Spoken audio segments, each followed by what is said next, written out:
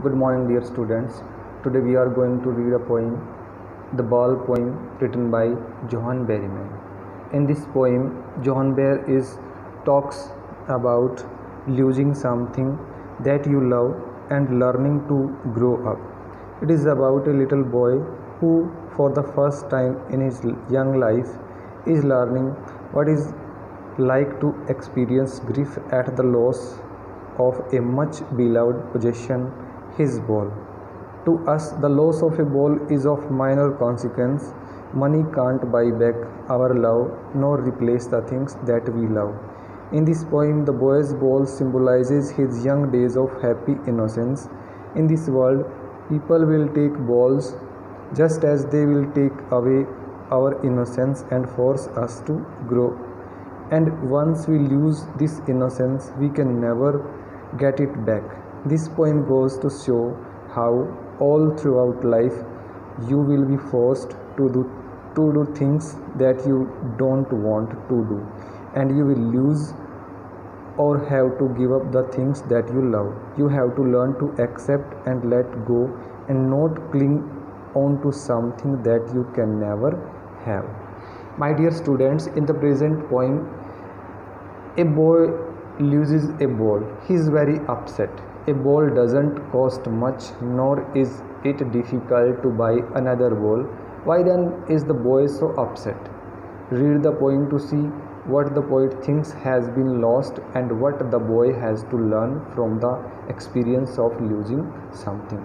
Dear students, in the poem, The Ball poem, written by Johann Berryman, यहाँ पे जो Johan Berryman है वो हमें ये बताना चाहते हैं कि जो first experience of our life होता है, जिसमें हमें पता लगता है कि कोई चीज़ हमारी है, उसके ऊपर हमारा हक है, और जैसे ही वो चीज़ हमसे छिनती है या दूर चली जाती है तो we are not ready to compromise with it. हम उसके साथ समझौता करने को तैयार नहीं होते हैं, उस चीज़ को अपने से दूर नहीं जाने देना चाहते हैं किसी भी कॉस्ट पे।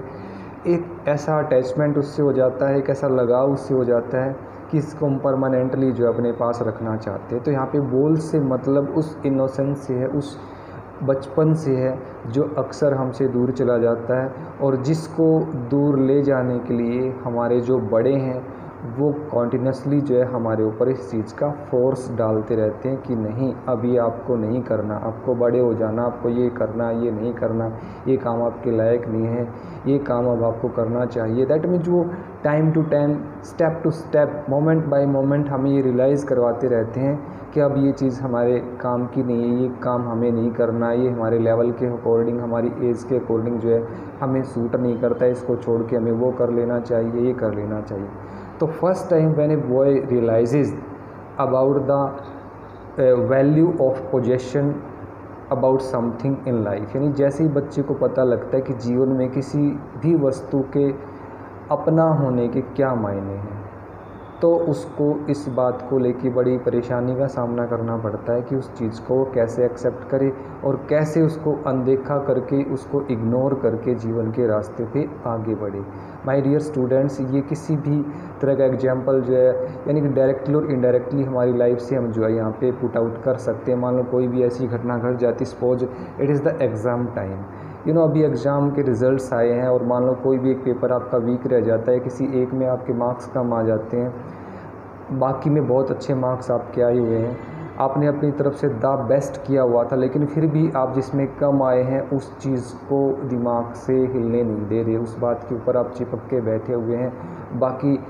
बाकी में इतना अच्छा रिज़ल्ट है, लेकिन आप उन चीज़ों को इग्नोर करके, जिसमें 1-2 नंबर आपका कम रह गया, उसको लेके बिल्कुल आपके माइंड में एक फिक्स्ड सिचुएशन जो है वो बिल्कुल आपने बना ली है कि नहीं, इस बात को तो छोड़ना ही नहीं। जबकि टाइम की नेसेसिटी वहाँ पे क्या कह रही है कि आप जो भी हुआ, जो भी आप में कमियां रही हैं, जो भी आपसे गलतियां हुई हैं, आप उन सबको भुला के, उन सबको कवर अप करके, और जो next step of your coming future life है उसके बारे में आप सोचें, और भी कॉन्फिडेंस जो है वो दाएं बाएं से गेन करके जो है आप अपना जो नेक्स्ट स्टेप है उसको फुल ऑफ कॉन्फिडेंस के साथ जो है लेके आगे बढ़ें।